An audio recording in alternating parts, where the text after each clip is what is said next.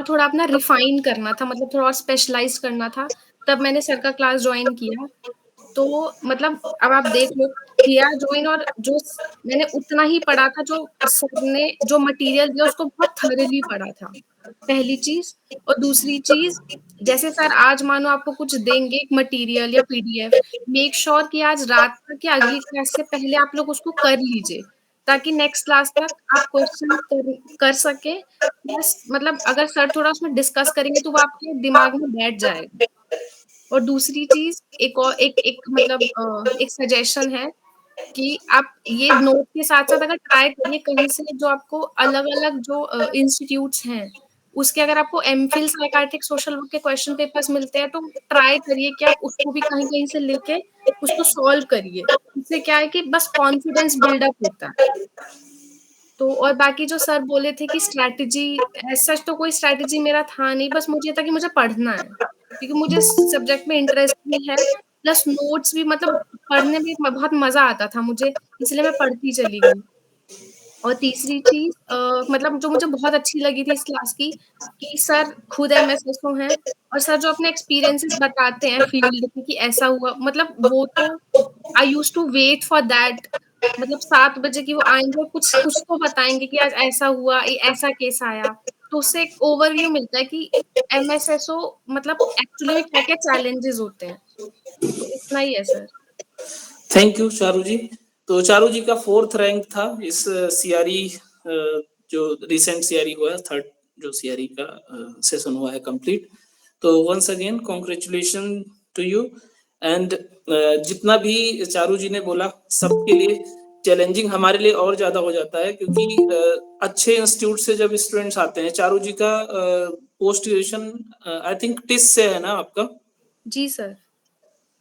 तो टिस से एक आप थे, एक और स्टूडेंट हमारी थी, वो भी टिस से थी, और डीएसएसडब्ल्यू जो कि एक प्रीमियर इंस्टीट्यूट माना जाता है। क्योंकि हमारे पास कई लोगों का ऐसा मैसेज आया भी कि मैक्सिमम सिलेक्शन टिस और डीएसएसडब्ल्यू से हो रहा है।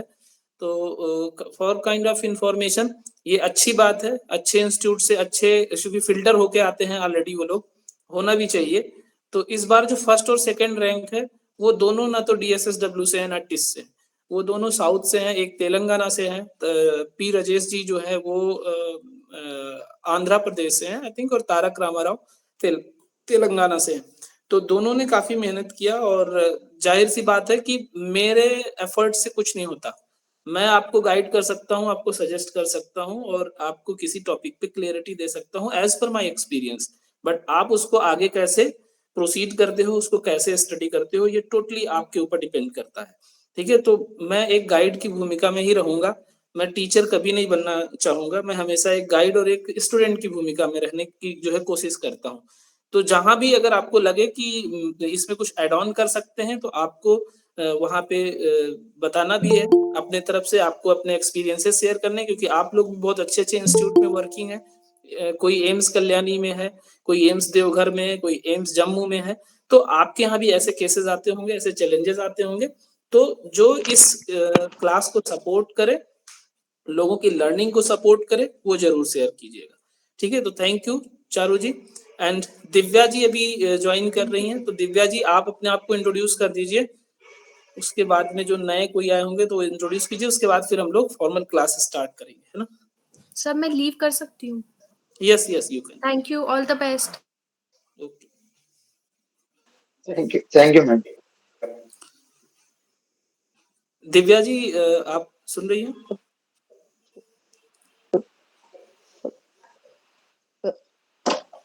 दिव्या जी आपकी आवाज नहीं आ रही है।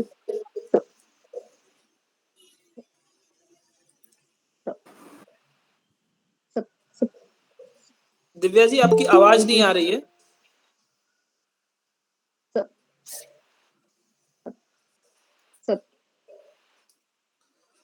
कोई नहीं, फिर इंट्रोडक्शन सेशन हम किसी और दिन सेपरेटली कर लेंगे। अभी यहीं पे हम लोग अपना सेशन स्टार्ट करते हैं क्लास का, क्योंकि बहुत डिले होगा। आज का हमारा जो क्लास रहेगा, उस क्लास से पहले मैं आपको एक थोड़ा सा ओवरव्यू दे दूं कि एक एमएसएसओ का क्या रोल होता है और एमएसएसओ कितना उसका जो रोल है वो सिग्निफिकेंट होता है किसी भी इंस्टीट्यूशन में। ऐसे आपको एक टाइम पे लगता है कि हमारे साथ जो है डिस्क्रिमिनेशन हो रहा है, मतलब जब भी आप किसी एमएसएसओ से पूछेंगे इन जनरल एम्स दिल्ली छोड़ के, एम्स दिल्ली अगर छोड़ के या जो बहुत ही एस्टैब्लिश्ड इंस्टीट्यूट है जैसे लखनऊ का एसजीपीजीआई है, केजीएमयू है, ऐसे कुछ इंस्टीट्यूट छोड़ के जो नए इंस्टीट्यूट है जहाँ ना तो मेडिकल सोशल वर्कर और एमएसएसओ के बारे में लोगों को पता है, ना साइकेट्रिक सोशल वर्कर के बारे में पता है, तो पहला उनका जो एक्सपीरियंस होता है या उनका जो आपको वो गाइड करेंगे, वो गाइड से ज्यादा मिसगाइड करेंगे या अपनी एक्सपीरियंस ही नेगेटिवली जो भी उन्होंने एक्सपीरियंस किया, जो एक्सपेक्टेशन रही है उन पे फुलफिल नहीं हो पाती है, तो वो एक नेगेटिव चीजें ही बताते हैं। तो सबसे पहले तो ये है कि एक एमएसएसओ बहुत ही रिस्पॉन्सिबल और बहुत ही जिम्मेदारी के साथ काम करने वाला पोजीशन है, जहां पे आप एक right based approach, strength based approach के साथ काम करते हैं। ऐसे लोग आपके पास आएंगे जिनके पास कुछ भी नहीं है, उनको इलाज भी चाहिए और इलाज विद डिग्निटी चाहिए। तो with due respect, with professional attitude, professional attire, आप ही एक ऐसे इंसान होंगे जो उनकी ऐसी समस्याओं का समाधान कर सकते हैं। बाकी डॉक्टर्स को कोई फर्क नहीं पड़ता कि पेशेंट जिंदा है, पेशेंट मर गया, अगर मतलब ट्रीटमेंट के बगैर, पैसे के बगैर। डॉक्टर का काम है, अगर बेड पे पेशेंट है उसका सारे जो इम्प्लांट्स हैं, सारे सर्जिकल प्रोसीजर्स के लिए जो भी आइटम्स हैं, मेडिसिन है अवेलेबल, तो वो करेगा ट्रीटमेंट, नहीं है तो उसको नहीं फर्क पड़ता। तो यहाँ पे आपका सबसे बड़ा रोल हो जाता है। दूसरा, हमेशा ध्यान रखना कि वी आर नॉट क्लिनिशियन, हमेशा ये ध्यान रखना we are quality enhancer, we are not individual to intervene directly for the patient treatment. हम हमेशा क्या करते हैं कि क्वालिटी को एनहांस करते हैं।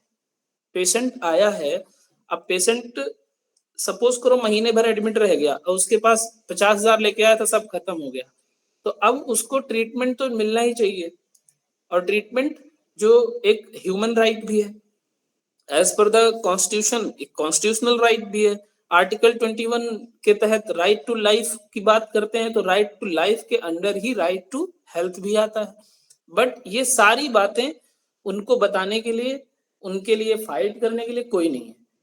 वो जो आपकी रोल है ना, एक रोल ऑफ एडवोकेसी, वो भी यहाँ पे आ जाती है। तो ऐसे कंडीशन में आपका रोल बहुत इंपॉर्टेंट हो जाता है। अननोन पेशेंट कोई आ गया, कोई रोड एक्सीडेंट का पेशेंट आ गया जिसके पास ना तो पैसा है, ना कोई केयर टेकर है, ना उसकी खुद की कोई आइडेंटिटी है, in that condition how to intervene. अगर आप इमरजेंसी में वर्किंग हो, रोड एक्सीडेंट का केस आ जाता है, उस कंडीशन में आप उसका एडमिशन कैसे कराओगे? ना उसके पास आधार कार्ड है, ना उसको होश है, वो नाम भी नहीं बता सकता। उस कंडीशन में एमएलसी कौन देखेगा? आपका जो है एडमिशन का प्रोसीजर क्या होगा, डॉक्टर कैसे उसको ट्रीट करेगा, उसके लिए जो बेसिक आइटम्स चाहिए वो कैसे, तो ये सारा आपको अपने दिमाग में खाका बना के चलना है कि हमें इन इन चीजों में इंटरवीन करने की जरूरत पड़ेगी। तो मेजरली हमारा काम क्वालिटी एनहांसर का है, हमारा काम लाइजनिंग का है, liaisoning between doctor, nurses, higher authority. Higher authority means कि आप जो मेडिकल कॉलेज में जैसे जितने भी नेशनल इंपॉर्टेंट इंस्टीट्यूट है, एम्स है, वो वहां पे एडमिनिस्ट्रेशन अलग हो, क्योंकि ये सब मेडिकल कॉलेज है, और मेडिकल कॉलेज में सिर्फ ट्रीटमेंट नहीं होता, उनका पहला जो फोकस होता है वो किस पे होता है? जितने भी मेडिकल कॉलेज है उनकी पहली प्रायोरिटी क्या होती है? आप लोगों में से कोई बताना चाहेगा फर्स्ट प्रायोरिटी क्या होती है मेडिकल कॉलेज की? रिसर्च। पहला प्रायोरिटी उनका होता है रिसर्च, और सॉरी, पहला प्रायोरिटी होता है उनका एकेडमिक्स, दूसरा रिसर्च और तीसरा ट्रीटमेंट, यानी सबसे नीचे है उनका ट्रीटमेंट का, जो कि उल्टा होना चाहिए, बट ये मेडिकल कॉलेज के संदर्भ में बात कर रहा हूँ। क्यों ऐसा इनका होता है? क्योंकि इनका कहने का मतलब ये है कि पीएचसी, सीएचसी सब जो डिस्ट्रिक्ट से पहले होता है, उसको क्या बोलते हैं, कौन सा सेंटर, और फिर उसके बाद में डिस्ट्रिक्ट हॉस्पिटल या RH रीजनल हॉस्पिटल। तो इनका कहने का मतलब ये है कि ये जितनी इनिशियल इश्यूज हैं वो यहाँ पे रिजॉल्व हो जानी चाहिए। हमारे पास सिर्फ और सिर्फ क्रिटिकल पेशेंट आने चाहिए जिनमें हम एक कॉम्प्रिहेंसिव रिसर्च कर पाए, कॉम्प्रिहेंसिव ट्रीटमेंट प्रोवाइड कर पाए। ऐसा ना हो सर्दी जुकाम बुखार खांसी के लिए लेके चले आओ, ठीक है। तो वो स्टेप्स को फॉलो करने के लिए जो अलग अलग बनाई गई सबसे पहला इनिशियल सिस्टम क्या है हमारा, वो है आरोग्य मंदिर। उसको क्या बोलते हैं, आयुष्मान आरोग्य मंदिर, आयुष्मान आरोग्य मंदिर। और पहले इसका नाम क्या था, हेल्थ एंड वेलनेस सेंटर, ठीक है। अब बहुत सारे PHC health and wellness centre में भी चेंज कर दिए गए हैं। तो PHC उसके बाद आता है, फिर CHC आता है, फिर सब डिस्ट्रिक्ट सेंटर आता है, उसके बाद डिस्ट्रिक्ट हॉस्पिटल या RH आता है। तो इनका कहने का मतलब ये है कि नॉर्मल सर्दी जुकाम खांसी बुखार है तो वो PHC लेवल तक ठीक हो जाना चाहिए, उसके आगे नहीं जाना चाहिए। और अगर आगे जा रहा है इट मीन्स कि PHC और आपके CHOs काम ठीक से नहीं कर रहे हैं। CHC लेवल पे आता है, ये पहला रेफरल सिस्टम होता है, फर्स्ट रेफरल सिस्टम, जहां पे एक्सपर्ट होते हैं, जहां पे MBBS डॉक्टर होते हैं, जहां पे MBBS के ऊपर स्पेशलिस्ट भी होते हैं। यहाँ पे सर्जिकल प्रोसीजर्स किए जाते हैं, और सर्जिकल प्रोसीजर सबसे ज्यादा जो होता है वो मैटरनल केयर को लेके होता है, ठीक है, मैटरनिटी केयर को लेके होता है। और क्यों होता है, क्योंकि सबसे इनिशियल और सबसे चैलेंजिंग जो इश्यूज था इंडिया में वो क्या था, मैटरनल हेल्थ था। और मैटरनल हेल्थ की वजह से मैटरनल हेल्थ पुअर होता था, उसके वजह से चाइल्ड पुअर होता था, और ये पूरी लूप बनती चली जाती थी। जब बच्चा ही कमजोर पैदा होगा या बच्चे की माँ ही कमजोर होगी तो बच्चा कमजोर पैदा होगा, और बच्चा कमजोर होगा तो फिर धीरे धीरे उसको multiple communicable and non communicable disease होने के रिस्क बढ़ जाते हैं। तो इन कंडीशंस को डील करने के लिए CHC के नीचे ही ऐसा पब्लिक हेल्थ केयर सिस्टम बनाया, जिसको पब्लिक हेल्थ मतलब कि जो जीवन की सामान्य सी प्रॉब्लम है और अगर उसको टाइमली ट्रीट नहीं किया गया तो वो बहुत मेजर प्रॉब्लम बन जाती है। जैसे कि फर्स्ट ट्रिमेस्टर में रजिस्टर कराने की बात होती है प्रेगनेंसी को, अगर फर्स्ट ट्रिमेस्टर मतलब कितने ट्राइमेस्टर बोले गए हैं, कितने ट्राइमेस्टर होते हैं प्रेगनेंसी के, 4 सर, 3 ट्राइमेस्टर है ना। तो इन 3 ट्राइमेस्टर में फर्स्ट ट्राइमेस्टर में प्रेगनेंसी को रजिस्टर कराना होता है। क्यों रजिस्टर कराना होता है कि ये पता चल पाए, उस टाइम कुछ मैंडेटरी टेस्टिंग्स होती हैं, पता चल पाए कि कोई पेशेंट जो है एनेमिक तो नहीं है, मदर एनेमिक तो नहीं, क्योंकि मदर एनेमिक होगी सबसे ज्यादा खतरा यही रहा है।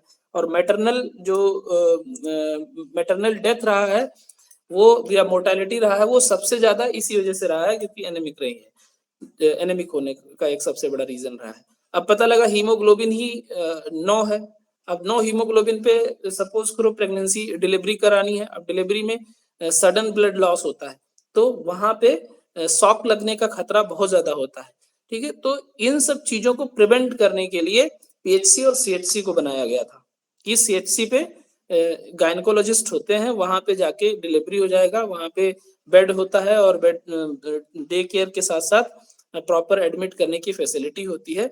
यहाँ तक ये छोटे मोटे जो केसेस हैं वो हैंडल हो जाने चाहिए। लेकिन जब CHC वाले भी काम नहीं करते हैं ठीक से तो फिर डिस्ट्रिक्ट हॉस्पिटल तक या सब डिस्ट्रिक्ट हॉस्पिटल तक पहुंचता है।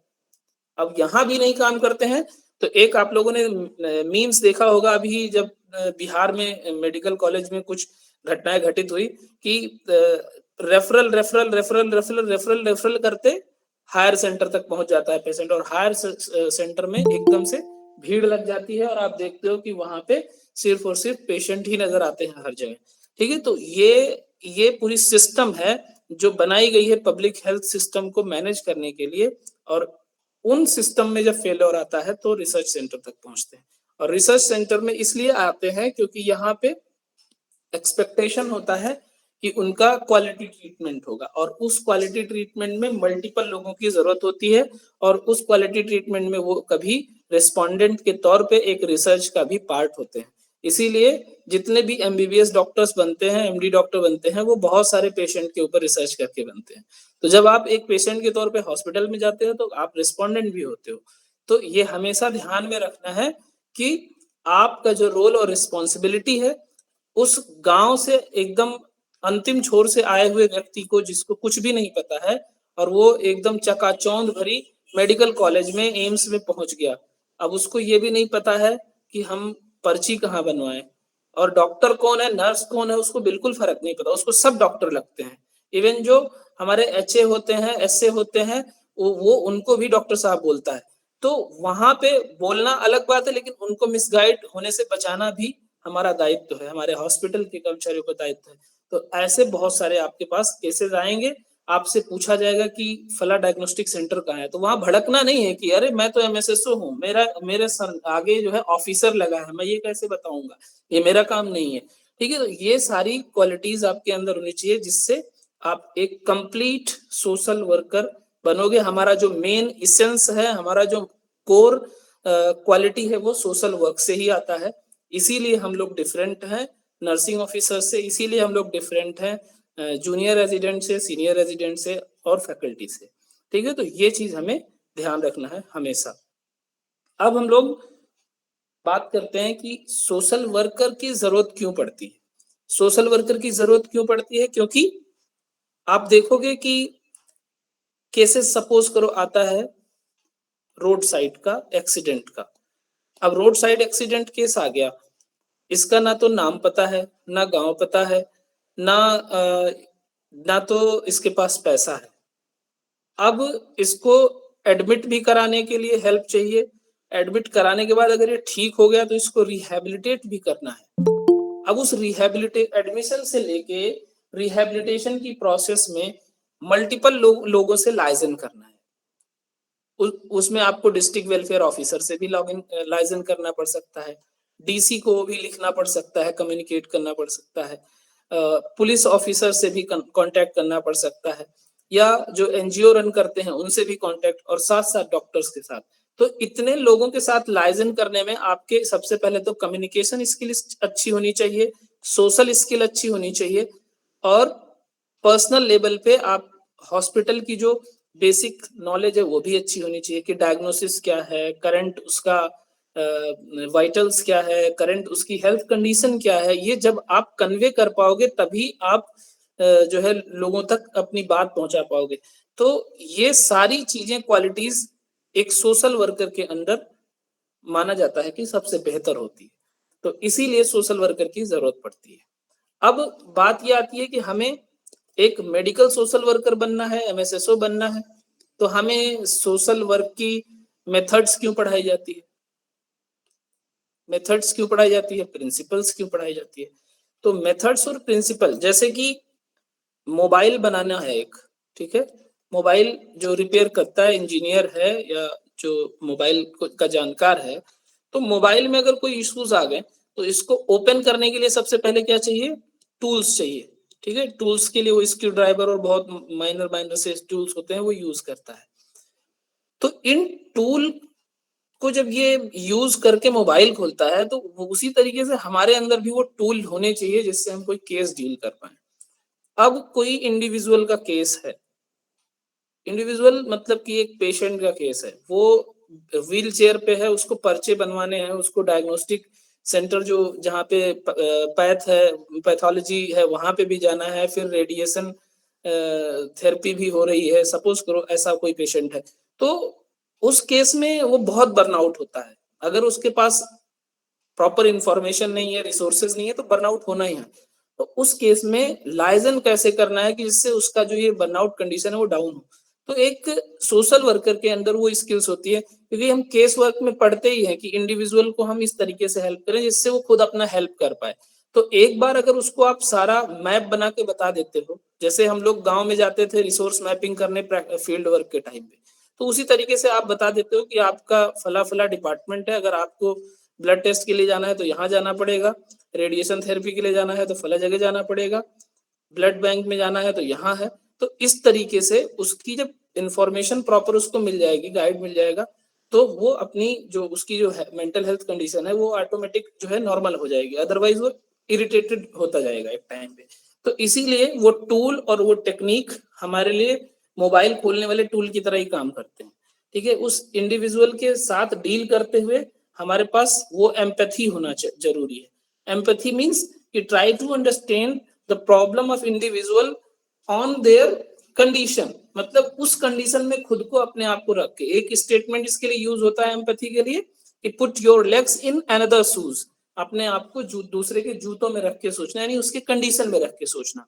तो जब आप उसके कंडीशन में रख के सोचते हो तब उसको आप बेहतर समझ पाते हो, उसके केस को समझ पाते हो। तो ये इन जनरल आपके लिए इम्पोर्टेंट था जो मैंने अभी तक सारी कहानी बताई।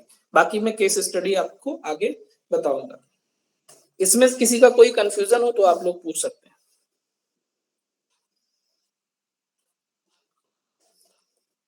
आवाज आ रही है सबको? जी सर, कोई प्रॉब्लम नहीं। तो इसमें जो अब हम लोग पढ़ेंगे कि जो पहला यूनिट है उसका यूनिट का नाम है nature and development of social work, ठीक है? तो इतना ध्यान रखना है, हमें कोर सोशल वर्क पढ़ना है, समझना है, बट बहुत ज्यादा डेप्थ में सोशल वर्क का वो मेथड, वो अप्रोच, वो मॉडल नहीं पढ़ना है जिसका मेडिकल फील्ड में काम कम हो, ठीक है? तो जहां हमको लगता है कि ज्यादा फोकस करने की जरूरत है वहां मैं ज्यादा फोकस करूंगा, जहां मुझे लगता है कि ये स्किप करने की जरूरत है, बहुत ज्यादा इसका सिग्निफिकेंस नहीं है, वो थोड़ा स्किप करेंगे, ठीक है? तो सोशल वर्क का इंट्रोडक्शन अगर आप देखते हैं तो इन जनरल यही मिलता है कि एक प्रैक्टिस बेस्ड प्रोफेशन है जिसमें लोगों के, मतलब व्यक्ति, परिवार और समुदाय का हम भला करते हैं, ठीक है? तो इसका एसेंस यही है डेफिनेशन का। Social work is a practice based profession focused on improving the quality of life for individual, families and communities, ठीक है? तो इंडिविजुअल यानी व्यक्ति, व्यक्ति से क्या बनता है? परिवार बनता है, और परिवार से समुदाय बनता है, समुदाय से समाज बनता है। तो ये सबसे जो इनिशियल एंटिटी है वो है इंडिविजुअल, ठीक है? तो इंडिविजुअल को अगर ठीक कर दिया जाए तो फिर फैमिली ठीक हो जाएगी, फैमिली को ठीक कर दिया जाए तो कम्युनिटी ठीक हो जाएगी, कम्युनिटी को ठीक कर दिया जाए तो सोसाइटी, और सोसाइटी ठीक रहेगी तो जाहिर सी बात है वो स्टेट, वो देश ठीक हो जाएगा, ठीक है? तो उस इंडिविजुअल के साथ, उस फैमिलीज के साथ और कम्युनिटीज के साथ काम करने के लिए अलग अलग टूल टेक्निक की जरूरत पड़ती है जिसको हम मेथड बोलते हैं, ठीक है? तो इंडिविजुअल के साथ काम करते हैं तो हम बोल देते हैं सोशल केस वर्क। फैमिली के साथ भी हम केस वर्क और ग्रुप वर्क दोनों कॉमनली करते हैं, जरूरत as per the need. Community के साथ ग्रुप वर्क की भी जरूरत पड़ती है, कम्युनिटी ऑर्गेनाइजेशन की भी जरूरत पड़ती है, बट इन तीनों के साथ कंबाइंड होके काम करने के लिए, रिसर्च बेस्ड काम करने के लिए हमें तीन और मेथड की जरूरत पड़ती है। तो इनिशियली दो मेथड्स बोले गए हैं, प्राइमरी और सेकेंडरी, और प्राइमरी मेथड में केस वर्क, ग्रुप वर्क और कम्युनिटी ऑर्गेनाइजेशन। सेकेंडरी में हम पढ़ते हैं social work, social welfare administration, social action और सोशल वर्क रिसर्च। तो वो हम आगे पढ़ेंगे। इनको दो तीन अलग अलग लेवल में डिवाइड भी किया गया है, वो सारा आगे कुछ आएगा। And it is a helping profession, helping profession committed to promoting social functioning and social justice. तो हमारा सबसे जो बड़ा जो गोल है वो है सोशल जस्टिस ही, ठीक है? इसीलिए आप लोग देखोगे एक मिनिस्ट्री का नाम ही है MSJE। MSJE का फुल फॉर्म क्या होता है? Ministry of social justice and empowerment. कौन है इसके मिनिस्टर अभी? डॉक्टर वीरेंद्र कुमार। पिछले 2 टर्म से ये डॉक्टर वीरेंद्र कुमार ही MSJE के मिनिस्टर हैं। तो MSJE में देखो आप, नाम ही है सोशल जस्टिस, SJ का मतलब सोशल जस्टिस। अब ये किसके किसके लिए काम करता है? वो सारे वल्नरेबल सेक्शन इसके अंदर आ जाते हैं, चाहे वो एल्डर्स हों, चाहे वो वेगर्स हों, चाहे वो ट्रांसजेंडर्स हों, इन सब के लिए काम करता है अलग अलग लेवल पे, ठीक है? तो एक इनका एक और प्रोग्राम है स्माइल। ये किसके लिए है? स्माइल किसके लिए? सर ये बेगर्स और एडल्ट्स के लिए काम करता है। साथ ही जो LGBTQ वाले जो लोग हैं उनके लिए भी काम करते हैं, उनके सपोर्ट के लिए। हाँ, चाइल्ड के लिए भी सर काम करता है लोग। सपोर्ट किसके लिए? Marginalised individual for livelihood and enterprise. Yes ठीक है, सर। तो जैसे चाइल्ड होते हैं स्ट्रीट पे रैगिंग कर रहे हैं, तो उन सबको ये जो है रेस्क्यू करता है और उनके ओवरऑल रेस्क्यू करने के बाद उनको रिहैबिलिटेट करता है। ठीक है, तो स्माइल इसके अंडर आता है।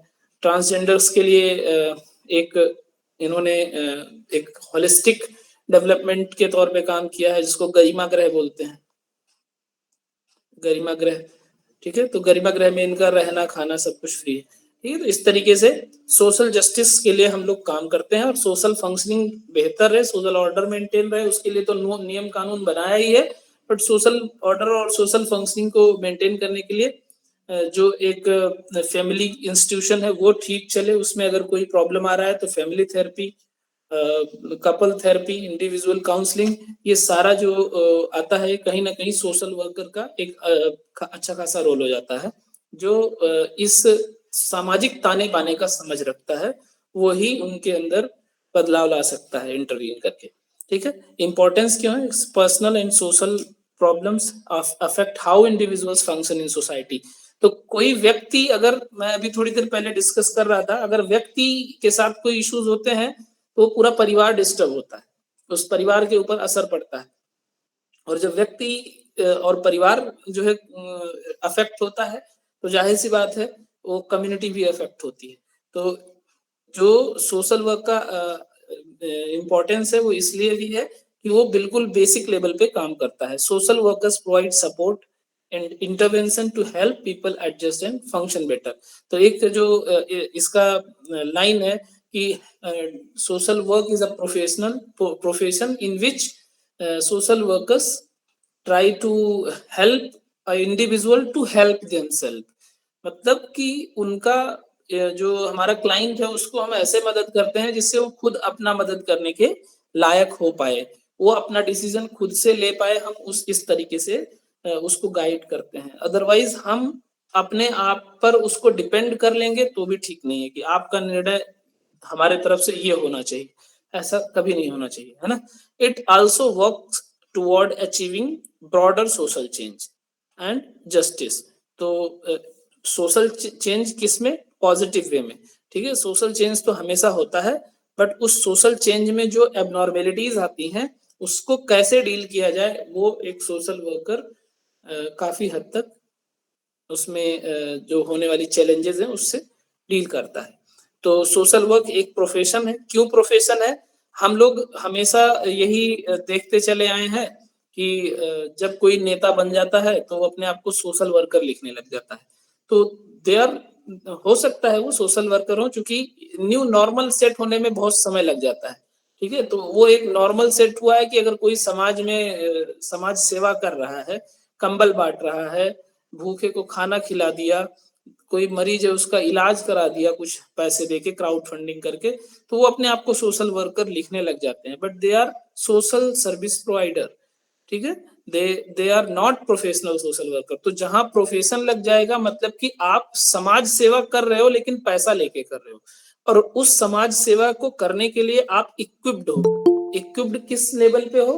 कि आप किसी इंडिविजुअल को कैसे डील करना है आप बेटर तरीके से जानते हो, जिससे उसकी डिग्निटी भी मेंटेन रहे, उसका वर्थ भी बना रहे, वो हेल्पलेस ना फील करे, वो वर्थलेस ना फील करे। अदरवाइज वो एक टाइम पे साइकोलॉजिकली, आइडियोलॉजिकली और थॉट प्रोसेस उसका पैरालाइज्ड हो जाएगा। ठीक है, वो आपके आपके सोसाइटी पे डिपेंडेंट होता चला जाएगा। तो किसी भी सोसाइटी में कोई इंडिविजुअल अगर प्रॉब्लम से फेस कर रहा है किसी प्रॉब्लम से, तो उस प्रॉब्लम का पॉसिबल सॉल्यूशन पाने के लिए उसको गाइड करना है, उस सॉल्यूशन को बताना है, और उस सॉल्यूशन को पाने के बाद वो खुद से अपने आप पे रिवाइव कर पाए, इसके लिए जो है उसको गाइड करना है, ना कि वो किसी पर्टिकुलर चीजों पे डिपेंडेंट हो जाए। ठीक है, तो इसके लिए कोई भी प्रोफेशन क्यों बोला जाता है? क्योंकि उस प्रोफेशन के लिए एक सेट नॉर्म्स हैं, सेट कोर्सेज हैं, सेट स्किल है, और उन स्किल को जब कोई इनटेक करता है with the help of courses like BSW, MSW, diploma, तो माना जाता है कि वो अब वेल इक्विप्ड हो गया है और एज वेल एज ट्रेनिंग, मतलब फील्ड वर्क की जो आप लोगों की व्यवस्था होती है, अगर हॉस्पिटल में होती है, जो जिनका specialization medical and social, medical and psychiatric social work होता है, उनका हॉस्पिटल होता है, तो वो कहीं ना कहीं आप अपने अंदर वो चीजें इनटेक कर रहे हैं, वो केसेस को देखते हैं प्रैक्टिकली, उसमें कैसे इंटरवीन करना है, वो कहीं ना कहीं आप स्किल ले रहे होते हैं एज ट्रेनिंग। ठीक है, तो वो एक प्रोफेशन इसीलिए कहलाता है क्योंकि आपका एक समय निर्धारित है, इतने समय तक आपको काम करना है, उस काम करने के बदले आपको ये पैसा दिया जाएगा, और काम करते हुए इन इन मूल्यों को, इन इन तकनीक के साथ काम करते हुए ध्यान में रखना है कि क्या गाइडलाइंस है, क्या इंडिविजुअल का डिग्निटी है, क्या कॉन्स्टिट्यूशनल राइट है उसका, क्या ह्यूमन राइट है, कहीं भी कुछ वायलेट ना हो। ठीक है, तो ये इसीलिए प्रोफेशन कहा गया इसको। डिफाइंड स्किल्स एंड टेक्निक्स है, स्ट्रॉन्ग वैल्यू सिस्टम है। हम स्ट्रॉन्ग वैल्यू सिस्टम में सबसे ज्यादा जिस पे फोकस करते हैं वो है ह्यूमन डिग्निटी और सोशल जस्टिस। इसके अलावा empowerment and field based practice and research, जो कि हम किताबों में तो पढ़ते हैं कि क्या होता है केस वर्क, किताबों में ये भी पढ़ते हैं कि क्या होता है ग्रुप, और ग्रुप में हम कैसे काम करते हैं, बट उसका हम प्रैक्टिकल इम्प्लीकेशन भी देखते हैं, प्रैक्टिकल इम्प्लीमेंटेशन भी देखते हैं, प्रैक्टिकल इम्प्लीमेंटेशन करने के बाद उसका आउटकम क्या आया वो भी देखते हैं। ठीक है, तो ये स्टेप बाय स्टेप एक practical as well as theoretical program है, जिसके वजह से हम प्रोफेशनल सोशल वर्कर की एक जो है डिग्री अचीव करते हैं। सर्विसेज क्या होती हैं इसमें? काउंसलिंग है, क्राइसिस सपोर्ट है, केस मैनेजमेंट है, एडवोकेसी है, पॉलिसी रिफॉर्म है। अब अभी तक हम लोग जितना भी देखे हैं, टेलीमानस काउंसलर, फिर स्कूल में काउंसलर, इवन जब आपका सिलेक्शन हो जाता है मान लिया किसी कोर्स के लिए, तो कहते हैं हम काउंसलिंग के लिए जा रहे हैं, तो वो काउंसलिंग और बाकी काउंसलिंग में फर्क है, सबका अपना अलग अलग महत्व है। तो सिंपली काउंसलिंग का मतलब होता है कंसल्टेंसी, कंसल्टेंसी बाय एक्सपर्ट। ठीक है, तो काउंसलिंग की जरूरत क्यों पड़ती है, परामर्श की जरूरत क्यों पड़ती है? परामर्श की जरूरत इसलिए पड़ती है जब एक टाइम पे आपको लगता है कि जो मैं सोच रहा हूं, जो मैं सोचने के बाद जो डिसीजन ले रहा हूं, शायद ये डिसीजन मेरा ठीक नहीं है, या जो मैं सोच रहा हूं कहीं ना कहीं इसमें कुछ एरर है। अगर इसको साइकियाट्री के टर्म में देखें तो इसको बोलते हैं कॉग्निटिव डिस्टॉर्शन या कॉग्निटिव एरर। ठीक है, तो ऐसे कंडीशन में आपको एक एक्सपर्ट बताता है कि जो आप सोच रहे हो वो लॉजिकल है या इलॉजिकल है, उसके पीछे जो आप सोच रहे हो उसके पीछे कॉज क्या है, और उस कॉज के कितने लॉजिक होने के चांसेस हैं। ठीक है, तो वो उस लेवल की कंसल्टेंसी को हम काउंसलिंग बोलते हैं। बट इन जनरल आप देखोगे जो 12th पास है वो भी काउंसलर बन जा रहा है, कोई छोटा सा डिप्लोमा करके। तो वो और हमारा जो सोशल वर्क का प्रोफेशन है उसमें बहुत फर्क है। ठीक है, तो काउंसलिंग स्पेशली जो हम हॉस्पिटल में करते हैं वो है इमोशनल, मेंटल सपोर्ट और सोशल सपोर्ट को कैसे एनहांस किया जाए और सोसाइटी में वी फीलिंग कैसे लाया जाए, उसके लिए करते हैं। ठीक है, बाकी स्कूल में बच्चों के बच्चों का जो करंट इश्यूज है, चाहे वो एकेडमिक परफॉर्मेंस की वजह से उसको स्ट्रेस हो रहा हो, या मेडिकल कॉलेज में है तो भी स्टूडेंट्स को एकेडमिक परफॉर्मेंस का या एकेडमिक इश्यूज की वजह से स्ट्रेस और डिप्रेशन होने के चांसेस होते हैं, एंजाइटी हो सकता है। कोर मेंटल हेल्थ तो जो होता है वो तो फिर साइकियाट्री वाला टीम देखेगा, और साइकियाट्री की पूरी जो यूनिट होती है उसमें psychiatrist, clinical psychologist, psychiatric social workers, psychiatric nurses, ये सारे होते हैं, वो वेल इक्विप्ड होते हैं देखने के लिए। बट इन जनरल जो जनरल मेंटल हेल्थ इश्यूज होते हैं, ठीक है, छोटी छोटी प्रॉब्लम्स जो सोसाइटी में आती हैं, उन प्रॉब्लम्स की वजह से होती है, उनको ये काउंसलर्स जो है अपने लेवल पे डील कर लेते हैं। और वो काउंसलर्स सोशल वर्कर भी हो सकते हैं, साइकोलॉजिस्ट भी हो सकते हैं। क्राइसिस सपोर्ट, क्राइसिस सबसे पहले तो कोई भी तरीके का हो सकता है। ठीक है, क्राइसिस लाइक डिजास्टर के बाद भी हम क्राइसिस बोलते हैं कि वो एक क्राइसिस है, कंडीशन जो है। कोई भी नेचुरल डिजास्टर भी हो सकता है, मैन मेड भी डिजास्टर हो सकता है। फैमिली में किसी का डेथ हो गया, नियर डियर का डेथ हो गया, वो भी एक क्राइसिस है। या सडन फाइनेंशियल लॉस हो गया, वो भी एक क्राइसिस है। सुसाइडल टेंडेंसी एक्सट्रीम लेवल की आती है तो वो भी एक क्राइसिस है, या सुसाइड अटेम्प्ट किसी ने कर लिया तो वो भी एक क्राइसिस है। इस क्राइसिस सपोर्ट के लिए जो एक इंटरवेंशन है, क्राइसिस इंटरवेंशन। क्राइसिस इंटरवेंशन ये शब्द किसने दिया, या क्राइसिस इंटरवेंशन के जो 7 स्टेप्स है वो किसने दिए, याद है किसी को? जी कैप्लन। ठीक है, तो क्राइसिस इंटरवेंशन मतलब कि कोई इंडिविजुअल आया है जिसको लगता है कि यार अब जीने का कोई फायदा नहीं है, मर जाना चाहिए, या हमारे वजह से हमारी फैमिली बर्बाद हो गई, हमारे वजह से जो है पूरा परिवार टेंशन में है, ठीक है, हमारे मर जाने से ही सबको जो है भला हो जाएगा। मतलब एक कॉग्निटिव एरर और कॉग्निटिव डिस्टॉर्शन आ जाता है जब वो सीवियर डिप्रेशन में होता है पेशेंट। ठीक है, बहुत सारे ऐसे कंडीशन आते हैं। या मान लिया किसी ने अपने घर में, मतलब आजकल वो जो ऑनलाइन गेमिंग का चल रहा था अभी तक, अचानक से पता चला कि 2 लाख 3 लाख रुपए उड़ा दिए गेम में, पैसा जो है किसी ने साइबर क्राइम कर दिया, तो उस कंडीशन में ऐसी सारी बातें आती है। ठीक है, तो वो प्रॉपर 7 स्टेप्स हैं जो मैं काउंसलिंग और जो मेंटल हेल्थ वाली टॉपिक होगी उसमें कवर करूंगा। तो वो क्राइसिस इंटरवेंशन में सबसे पहला ही है, उसी को हम इमरजेंसी साइकियाट्री भी बोलते हैं। तो इमरजेंसी वाले केसेस में कैसे ऐसे पेशेंट के साथ इमोशनल सपोर्ट प्रोवाइड करना है, कैसे उसको सपोर्टिव साइकोथेरेपीज जो है प्रोवाइड करनी है। सबसे पहले तो उसके साथ कैसे उसको ये इजी फील कराना है कि you are over there for help him और हर।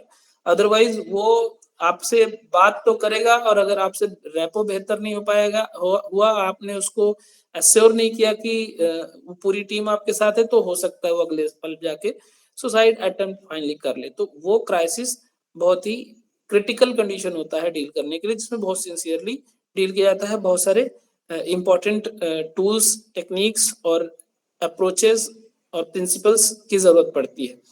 हेल्प ड्यूरिंग इमरजेंसीज और डिफिकल्ट सिचुएशन, तो किसी टाइप का भी इमरजेंसी हो सकता है। केस मैनेजमेंट मतलब कि कोई भी केस आया है वो किसके किसके साथ इंटरवेंशन उस पेशेंट की, अगर हम हॉस्पिटल लेवल पे देखें तो उस इंडिविजुअल को कहाँ कहाँ पे हमें पहुंचाने की जरूरत है, किनकी किनकी कंसल्टेंसी की जरूरत है, उनके बीच में कोऑर्डिनेशन करना प्रॉपर रिटन कम्युनिकेशन के साथ। Advocacy in the field of, अगर कोई वायलेशन हो रहा है, राइट बेस्ड वायलेशन हो रहा है, तो उनकी एडवोकेसी करना।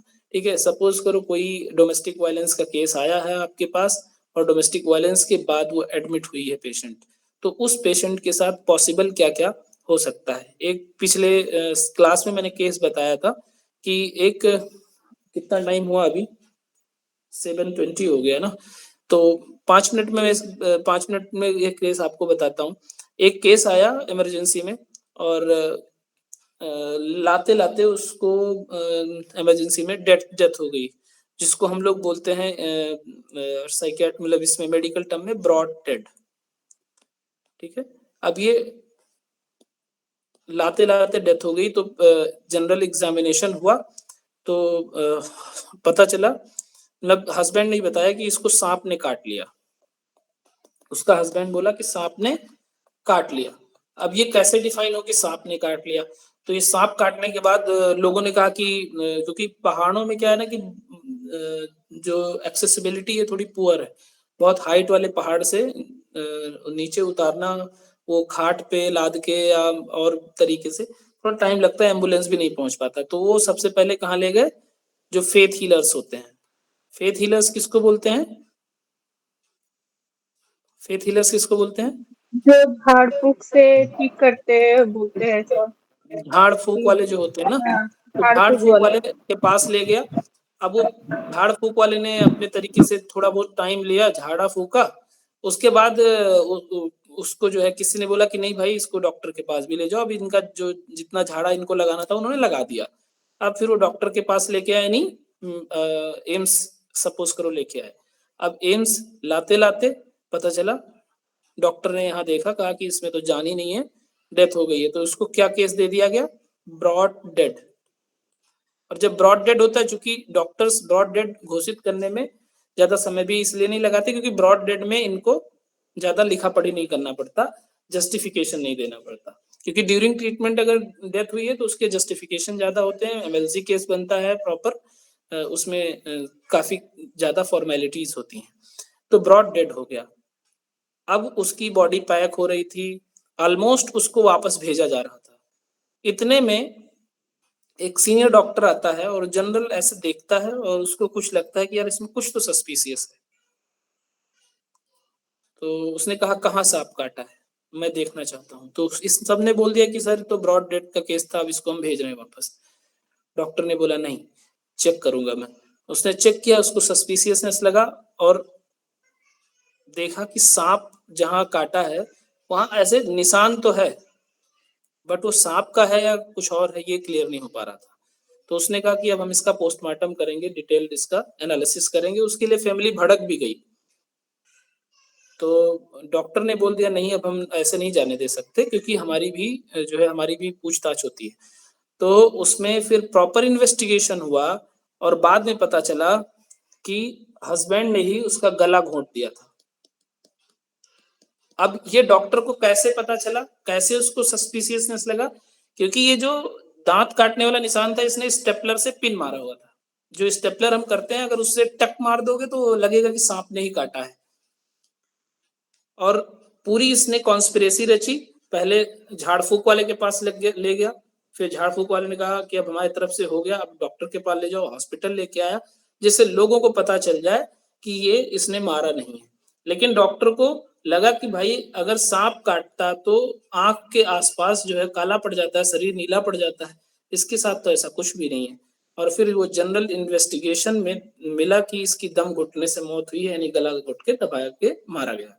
तो ये सारे जो केसेस होते हैं, कहीं ना कहीं किसी का राइट का वायलेशन ही हो रहा है। अगर इसको सपोज करो ये डॉक्टर ने नहीं देखा होता तो इसके राइट का वायलेशन हो गया था।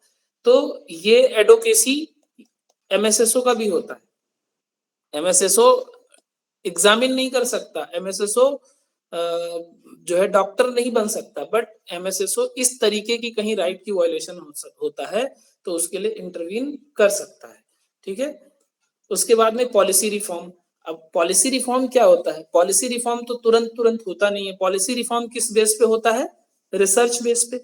तो वो जो सोशल वर्क रिसर्च मेथड है ना, सेकेंडरी मेथड में आता है।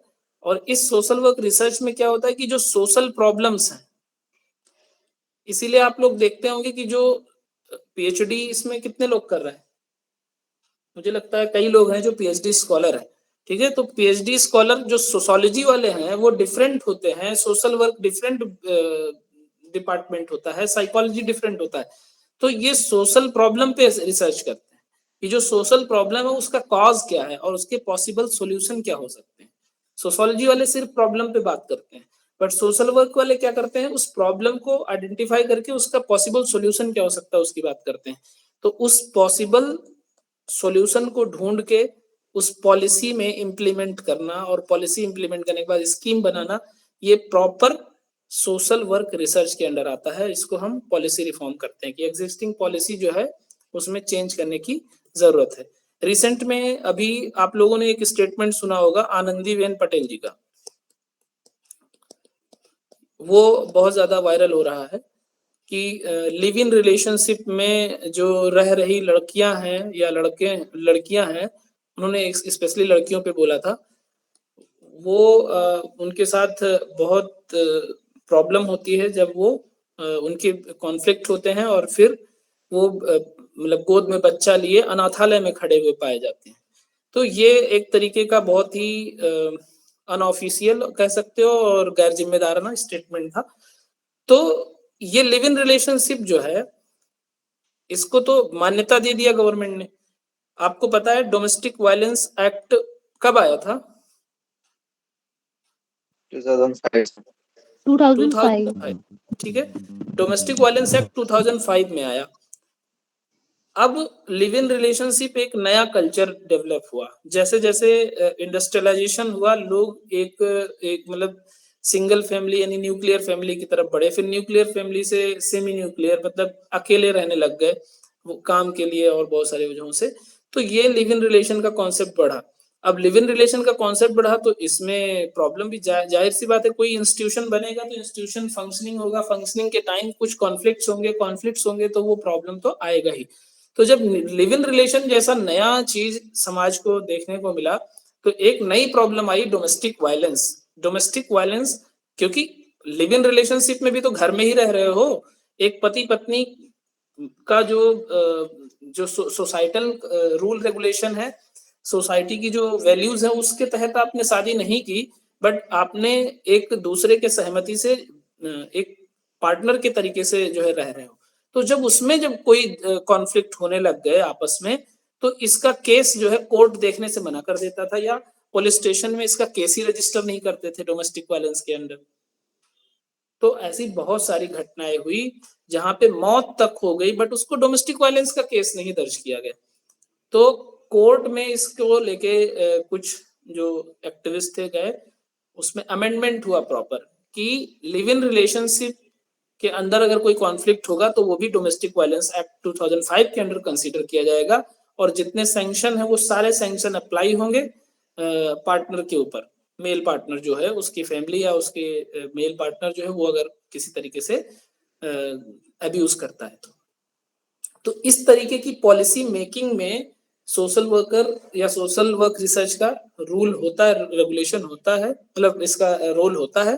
बट वो देखा जाए तो इतनी सेंसिटिविटी बहुत कम जगहों पे है, हाँ, लेकिन धीरे धीरे वो चीज देखने को मिलता है।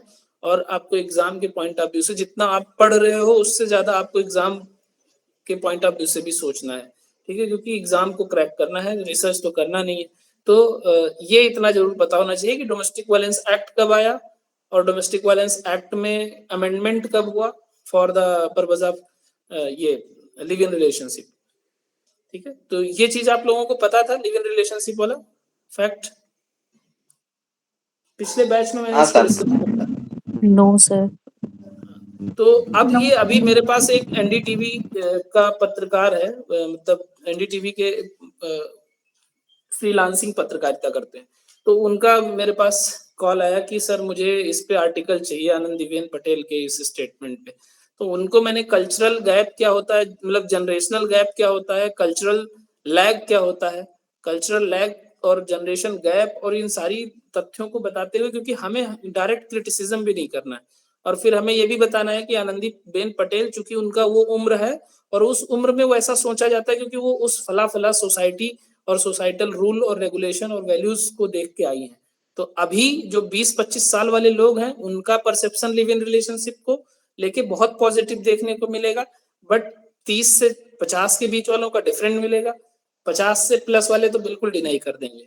ठीक है, तो वो वाला कंडीशन है। तो ये इसको बोलते हैं कल्चरल लैग, क्योंकि टेक्नोलॉजिकल एडवांसमेंट की वजह से सोशल सिस्टम तो बदल गया बट वैल्यूज अभी उतने स्पीड से नहीं बदले, तो वो कल्चरल लैग वाला कंडीशन हो गया। और कल्चरल लैग किसका कॉन्सेप्ट है? ऑकबर्न का। कल्चरल लैग होता क्या है, अभी जो मैं बता रहा था यही होता है। ठीक है, कि कल्चर जो है वो धीमे रफ्तार से बदलता है, बाकी जो सामाजिक परिवर्तन है वो तेज हो जाता है। और वो तेज होने के पीछे रीजन क्या है? इंडस्ट्रियल रेवोल्यूशन, टेक्नोलॉजिकल एडवांसमेंट, ये सारे वजहों से वो सामाजिक परिवर्तन की स्पीड बढ़ जाती है, लेकिन जो हमारा कल्चर का स्पीड है बदलने का वो थोड़ा सा धीमा होता है। तो उस धीमे होने की वजह से बहुत सारी गतिरोध पैदा होती है, रेजिस्टेंस पैदा होता है, जैसा कि ये जो आनंदीबेन पटेल जी ने किया ये काइंड ऑफ रेजिस्टेंस ही है, क्योंकि उनका परसेप्शन है इस चीज को लेके। और इन जनरल अभी के जो करंट के जो कह सकते हो कि युवा वर्ग है उनका परसेप्शन बिल्कुल डिफरेंट होगा। ठीक है, तो ये सारी समस्याएं समाज में जब आती हैं तो इस समस्याओं का समाधान ढूंढने के लिए सोशल वर्कर रिसर्च करता है। जब भी पीएचडी करते हैं तो हम एक प्रॉब्लम को आइडेंटिफाई करते हैं, उस प्रॉब्लम का पॉसिबल सॉल्यूशन ढूंढने के लिए प्रॉपर हम रिसर्च करते हैं। ठीक है, अब इसको 3 लेवल में बांटा गया सोशल वर्क को, तो जो स्कोप है, एक माइक्रो, दूसरा मेजो और तीसरा मैक्रो। ठीक है, माइक्रो यानी सूक्ष्म स्तर पर जो हम इंडिविजुअल और ग्रुप यानी फैमिली के साथ काम करते हैं, ये माइक्रो लेवल का है। मेजो में हम कम्युनिटी के साथ काम करते हैं और मैक्रो में हम कम्युनिटी प्लस सोसाइटी यानी मास लेवल पे काम करते हैं। तो माइक्रो में जो हमारा मेथड होता है वो होता है केस वर्क, मेजो में जो होता है वो ग्रुप वर्क और कम्युनिटी होता है। यानी देखा जाए तो जो प्राइमरी हमारा इंटरवेंशन है, प्राइमरी मेथड है, वो माइक्रो मेजो में आता है और मैक्रो में मास लेवल पे सोशल एक्शन, बड़े लेवल पे मूवमेंट।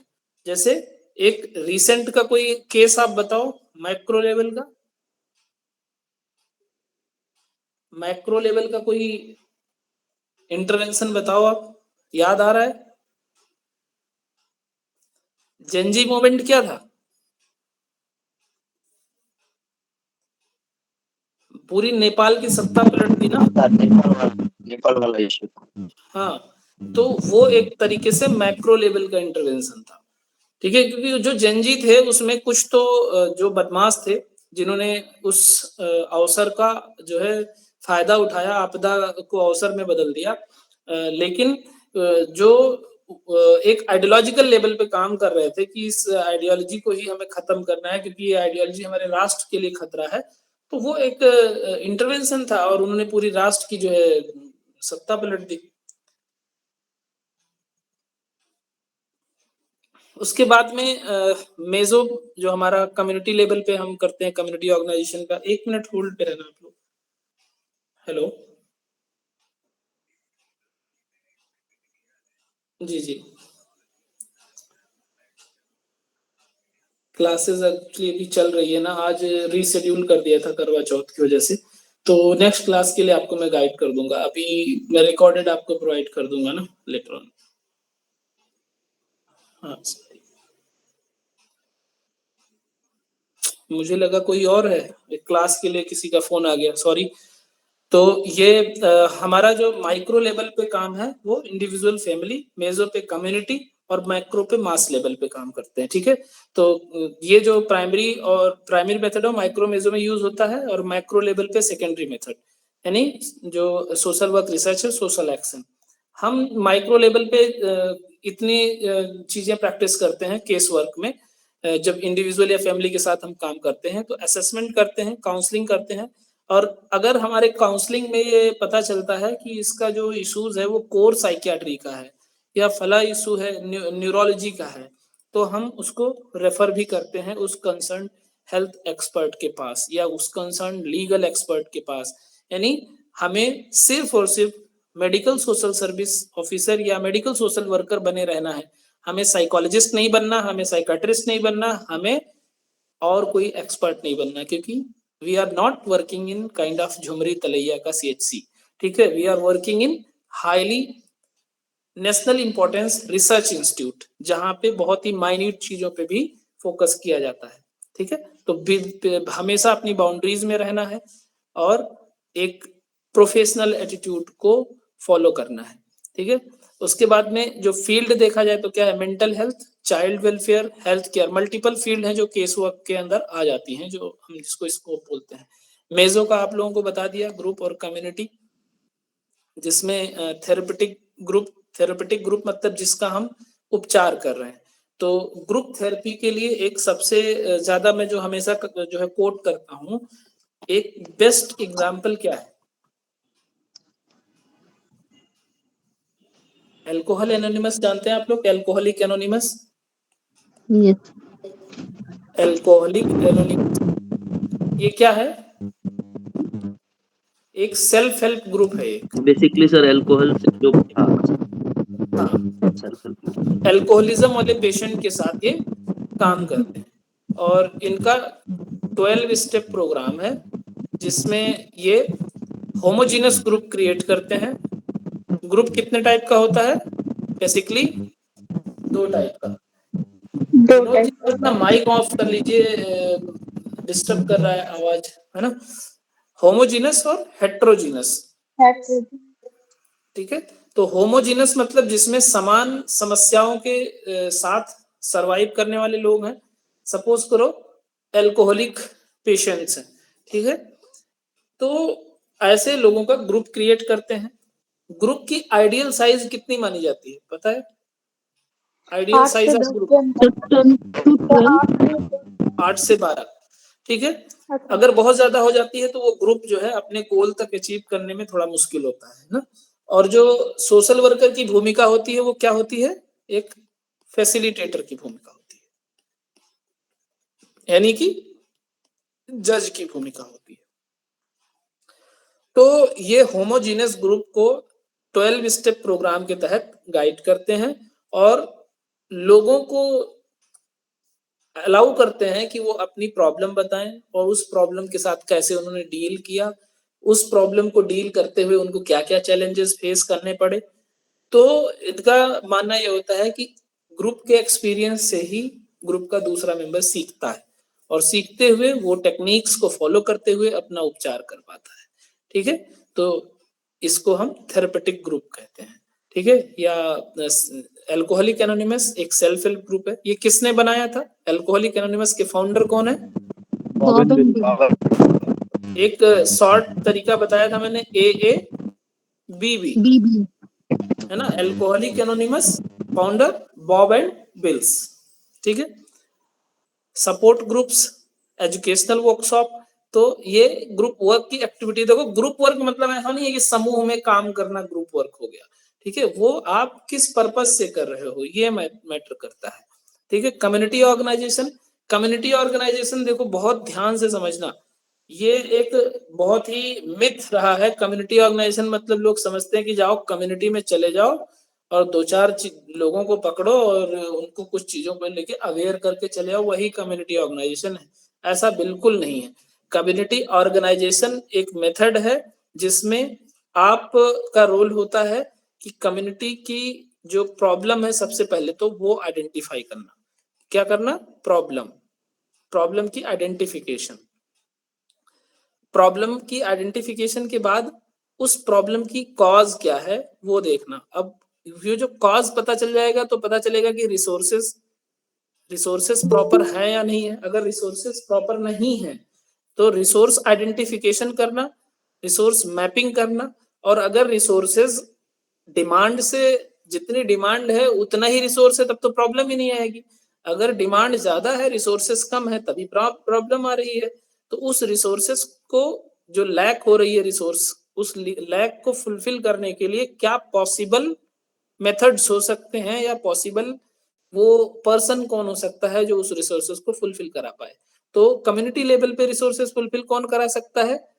अब ग्रामीण स्तर का तो ग्राम प्रधान, नगर निगम का है तो वहां के वार्ड मेंबर, ठीक है, या विधायक उससे भी बड़े लेवल का है। तो वहां उस कम्युनिटी को मोबिलाइज करना। अब यहाँ पे बात आती है जो अगले स्टेप की, मोबिलाइज करना। उनको इकट्ठा करो और उनको बताओ कि जो आपकी प्रॉब्लम है उसका कारण ये है और उस कारण यानी उस रिसोर्स को फुलफिल करने के लिए फला फला इंसान तक आपको जाना पड़ेगा।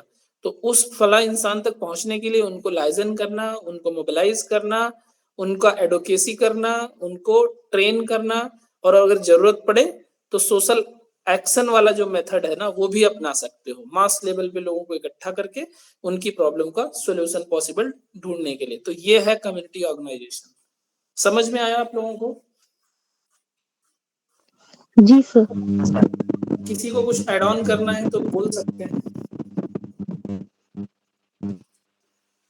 ठीक है। तो ये था कम्युनिटी ऑर्गेनाइजेशन। फिर मैक्रो लेवल पे जी कोई कुछ बोलना चाह रहा है? तो मैक्रो लेवल पे हम social action, social work research और social welfare administration. Social welfare administration जो नॉन प्रॉफिट ऑर्गेनाइजेशन है, एनजीओ वगैरह है, उनका कैसे जो वेलफेयर पॉलिसीज हैं या जो उनका कार्य है वो कैसे बेहतर इम्प्लीमेंट हो सके, वो पूरा सोशल वेलफेयर एडमिनिस्ट्रेशन में आता है। सोशल वर्क रिसर्च आप लोगों को मैंने बता ही दिया कि जो भी प्रॉब्लम है उस प्रॉब्लम का पॉसिबल सॉल्यूशन क्या हो सकता है वो फाइंड करना, और वो रिसर्च के जो मेथड्स हैं वो हम रिसर्च में कवर करेंगे आगे डिटेल में। सोशल एक्शन हमने बता ही दिया, प्रोटेस्ट, कैंपेन्स फॉर जस्टिस, ठीक है। तो ये इस तरीके से माइक्रो, मेजो और मैक्रो लेवल पे जो मेथड्स हैं उनका इम्प्लीमेंटेशन, उनका स्कोप हमने आप लोगों को एक्सप्लेन कर दिया। अब field of practice in social work, जो कहाँ हम जो है इस सोशल केस वर्क को प्रैक्टिस करते हैं, सोशल ग्रुप वर्क को प्रैक्टिस करते हैं वो। तो हेल्थ केयर में हम पेशेंट को, अभी बताया हमने, पेशेंट और फैमिलीज को हम लाइजन करते हैं। जो भी कंसर्न डॉक्टर हैं, नर्सेज हैं या पैथोलॉजी के प्रोफेशनल्स, कहाँ उनको जाना है, उनकी करंट इश्यूज क्या है, हम हेल्थ एजुकेशन उनको प्रोवाइड करते हैं।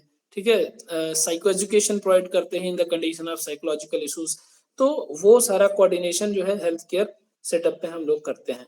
एजुकेशन के क्षेत्र में जो काउंसलिंग है, चाइल्ड वेलफेयर के केस में जो जुवेनाइल इश्यूज होते हैं, जुवेनाइल विक्टिम्स होते हैं, ठीक है, उनके साथ डील करने के लिए हम जो है चाइल्ड वेलफेयर कमेटी के साथ जो है लाइजन करते हैं। चाइल्ड वेलफेयर कमेटी के साथ जो वेलफेयर ऑफिसर होता है उनके साथ लाइजन करते हैं। तो इसके लिए जो चाइल्ड वेलफेयर के लिए बनाई गई, मतलब जो सबसे इम्पोर्टेंट है वो क्या है, juvenile justice act, JJ act, और पॉक्सो। जेजे एक्ट कब आया? 1986 में। जेजे एक्ट का फुल फॉर्म क्या है? पूरा नाम याद है? Juvenile justice care and protection act. जी। POCSO act, protection of children from sexual offence. Protection of child from sexual offense. कब आया? 2013 में आया। 2012 में आया। 2012 में आया। 12 में आया था possible। अच्छा, as per the JJ act क्या है एज चाइल्ड की? Sir age 14 Below 18. Below 18. Below 18 sir. चलो सबकी 0 to आवाज 18. 0 to सर 18. आवाज फंस रही है। एरियस क्राइम के लिए 16। 0 to 18 इन जनरल है, बट अगर कोई हीनस क्राइम करता है, ठीक है, कोई 16 से 18 के बीच में कोई हीनस क्राइम करता है तो उसके ऊपर एडल्ट के तौर पे ट्रायल चलाई जाएगी। ठीक है, एडल्ट कंसीडर किया जाएगा। और ये किस वजह से चेंज करना पड़ा था? निर्भया केस के की वजह वजह से से। सर। निर्भया, पूरा नाम क्या है? निर्भया केस। कांड अब नहीं यूज करना है, ठीक है, ये यूज से बाहर हो गया, कोर्ट ने इस पे आदेश दिया था। नॉट कांड, निर्भया केस। ठीक है, तो निर्भया केस में एक जो बच्चा था वो 16 से 18 के बीच का था, जो उसमें ऑफेंडर था। ठीक है, तो उसको इसीलिए फांसी की सजा नहीं दी गई थी क्योंकि उस टाइम जो जेजे एक्ट था उसमें 16 से 18 के बीच के लिए कोई सेपरेट प्रोविजन नहीं था। तो इसी हमेशा जो कानून होते हैं वो प्रोस्पेक्टिव नहीं होते हैं, रेट्रोस्पेक्टिव होते हैं। जब तक कानून जो बना हुआ है करंट पे वही नियम कानून लागू होगा। ऐसा नहीं है कि आपके लिए नया कानून बना के आपको सजा दे दिया जाएगा। ठीक है, और पॉक्सो जो कि एक सेक्सुअल अब्यूज अगर किसी बच्चे के साथ होता है तो पॉक्सो एक क्या है, जेंडर न्यूट्रल है कानून। जेंडर न्यूट्रल का मतलब क्या हुआ कि बच्चा चाहे मेल हो, फीमेल हो या किसी और जेंडर का हो, ठीक है, सभी के लिए वो लागू होगा। अगर बच्चे के साथ किसी ने कोई तरीके का सेक्सुअल अब्यूज किया है तो वो पॉक्सो के अंडर ही कंसीडर होगा। बाकी क्रिमिनल जस्टिस सिस्टम में हमारा जो रोल होता है, हम ऑफेंडर के साथ काम करते हैं। और जो गांधीयन फिलॉसफी है, गांधीयन फिलॉसफी क्या है for the criminal justice system, याद है किसी को? You are not the owner of your property. You are the नहीं, manager वो of तो your property. गांधीयन फिलॉसफी है, बट क्रिमिनल जस्टिस में मैं पूछ रहा हूँ। क्रिमिनल अपराध जस्टिस के में अनुपात में उसको सजा दी जाए। हाँ, एक तो जितना ये है, अपराध है दूसरा उतना है, अपराध खत्म करना है, अपराधी नहीं। अपराधी नहीं। ठीक है, तो इस कॉन्सेप्ट पे काम करते हैं। और इस कॉन्सेप्ट पे काम करते हुए हम जो इनमेट्स हैं, जो जेल में रह रहे लोग हैं, उनके सर जेजे 2015 में नहीं आया? वो अमेंडमेंट हुआ मल्टीपल सर जेजे एक्ट 2015 में नहीं आया? नहीं, जेजे एक्ट इनिशियली 1986 में आया और मल्टीपल टाइम अमेंडमेंट हुआ है उसमें। ओके। ठीक है। तो क्रिमिनल जस्टिस सिस्टम में हम काउंसलिंग प्रोवाइड करते हैं और जो सुपरवाइज करते हैं प्रोबेशन पीरियड में। जो प्रोबेशन पीरियड होता है, अभी क्रिमिनल जस्टिस सिस्टम अभी हमें पढ़ाना नहीं तो मैं डिटेल में इसको पढ़ा चुका हूँ, अगर किसी को देखना होगा तो वेलफेयर ऑफिसर के लिए मैंने क्रिमिनल जस्टिस सिस्टम डिटेल में पढ़ाया हुआ है। तो एक प्रोबेशन पीरियड होता है जब वो छूट के जाता है घर, तो घर तो जाएगा बट उसके ऊपर वहाँ की लोकल पुलिस ऑब्जर्व करती रहती है कि कोई वो गलत एक्टिविटी में तो इन्वॉल्व नहीं हो रहा है। ठीक है, उस टाइम को प्रोबेशन बोलते हैं। जैसे हम लोग जब नौकरी करते हैं तो कहीं 1 साल का प्रोबेशन पीरियड होता है, कहीं 2 साल का, यानी उस दौरान आपके ऊपर अथॉरिटीज का नजर होता है कि अगर आप गलत करोगे तो आपको जो है निकाल दिया जाएगा उस जॉब से। बाकी एनवायरमेंटल जस्टिस के लिए तो सबसे बड़ा नाम किसका आता है एनवायरमेंटल जस्टिस के लिए उत्तराखंड में, जिनका अभी रिसेंटली डेथ भी हो गया, सुंदरलाल बहुगुणा। ठीक है। मेंटल हेल्थ के लिए तो हम लोग मेंटल हेल्थ असेसमेंट करते ही हैं, अगर जरूरत है क्राइसिस है तो क्राइसिस हेल्प की प्रोवाइड करते हैं और रेफर भी करते हैं अगर जरूरत पड़ती है, और बाकी रिहैबिलिटेशन करते हैं। तो मेंटल हेल्थ की बात आई तो आज क्या है, वर्ल्ड मेंटल हेल्थ डे। हर 10 अक्टूबर को ऑब्जर्व किया जाता है ये अवेयरनेस के पर्पज से। इस बार की थीम क्या है, थीम क्या है इस बार की? हेलो, आवाज आ रही है? Yes sir. यस सर, आ रही है। थीम क्या है इस बार की? Access to services, mental health in catastrophe and emergencies. तो इसका सिंपल सा मीनिंग है कि मानसिक स्वास्थ्य संबंधित सेवाओं के लिए कहाँ पे पहुंचना है, हमें एक्सेस कहाँ से लेना है इन द कंडीशन ऑफ कोई डिजास्टर वाला कंडीशन हो जाता है या इमरजेंसी कंडीशन आता है। ठीक है, तो ये है मेंटल हेल्थ में हमारा इंटरवेंशन। मेंटल हेल्थ में हम असेसमेंट करते हैं, काउंसलिंग प्रोवाइड करते हैं, रिहैबिलिटेशन के लिए भी हम हेल्प करते हैं। बाकी कम्युनिटी वेलफेयर जो हमने अभी थोड़ी देर पहले बताया कि कम्युनिटी में जो अंडर सर्व्ड एरियाज हैं, अंडर प्रिविलेज्ड लोग हैं, उनको उनकी प्रॉब्लम को आइडेंटिफाई करना, उनकी प्रॉब्लम को सॉर्ट आउट करने के लिए पॉसिबल सॉल्यूशन ढूंढना। ठीक है, तो बाकी माइक्रो लेवल, मेजो लेवल, मैक्रो लेवल पे हमने आपको बता ही दिया, मेथड्स बता ही दिया। अब हम लोग अगले क्लास में इससे संबंधित जो क्वेश्चंस हैं, वैसे क्वेश्चन मैं आप लोगों को दे देता हूँ, आप लोग सॉल्व कर लेना, है ना। तो क्वेश्चन है लगभग 50 के आसपास, ठीक रहेगा ना? ये क्वेश्चन सॉल्व कर लेना आप लोग। बाकी जो है अगले क्लास में हम लोग नेचर ऑफ सोशल वर्क पढ़ेंगे। ठीक है, ओके सर। सर एक चीज पूछा था,